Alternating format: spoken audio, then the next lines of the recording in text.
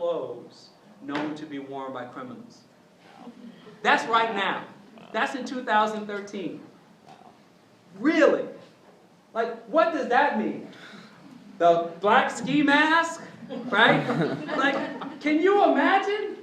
I mean, this is what our people come up, this is what our political leaders and policymakers have come up with. Clothes, I have no idea. A long white t-shirt maybe? Pants sagging? A backpack?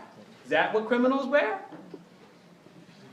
So these guys are meant to be our shady characters. And the point here is American logic says this man is not responsible for this man, even if they do belong to the same race. This man is responsible. This is the racialization.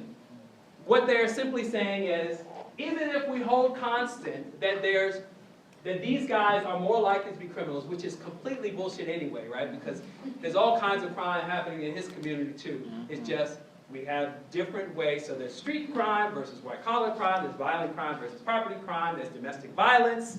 There's speeding. You name it, right? We can just run down the gamut of what we really think of when we think of criminality versus what we actually have in the law. That being said, this guy is not a representation of white people. He's a fallen figure, an individual moral degenerate. And I'm totally reading into this, like we don't know anything about this guy. But the point is that that's the class issue. To the right is the race issue.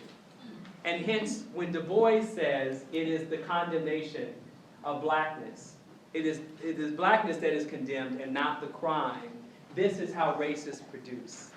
This is why the interpretation of this guy's behavior becomes evidence of what kinds of policies we should build.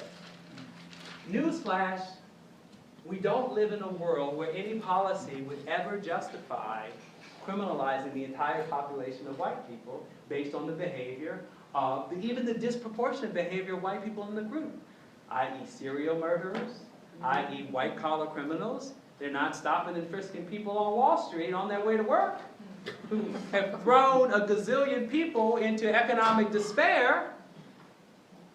And guess what? The one moment where they did try to do this, and I'm going to be done here, was a colossal failure. It was called the Prohibition period, where they criminalized the manufacturing and distribution of alcohol, created huge incentives for underprivileged white men to get involved in the action because the appetite for drink was tremendous, and it created a massive social catastrophe. And hence, guess what they said? Too many white folks to jail. The problem was too big to fail. What are we going to do about it? We're going to let the good times roll. And so they repealed prohibition and went back to a regulatory practice of allowing alcohol in our society. So the contemporary resonance of this, I hope, is by now clear. This is not a one-to-one ratio. It's not that things have changed. And in fact, I'm not trying to flatten the history in any way, shape, or form. What I am suggesting is that this history is instructive to the set of ideas that have managed to endure. There was once upon a time where the world shaped questions about race and privilege and citizenship around how big black people's brains were. There are still questions about IQ and averages, even to this day. But most people won't go to their grave defending that the number of cc's represented by your brain in your skull, that is the volume that your brain fills, is evidence of your inferiority.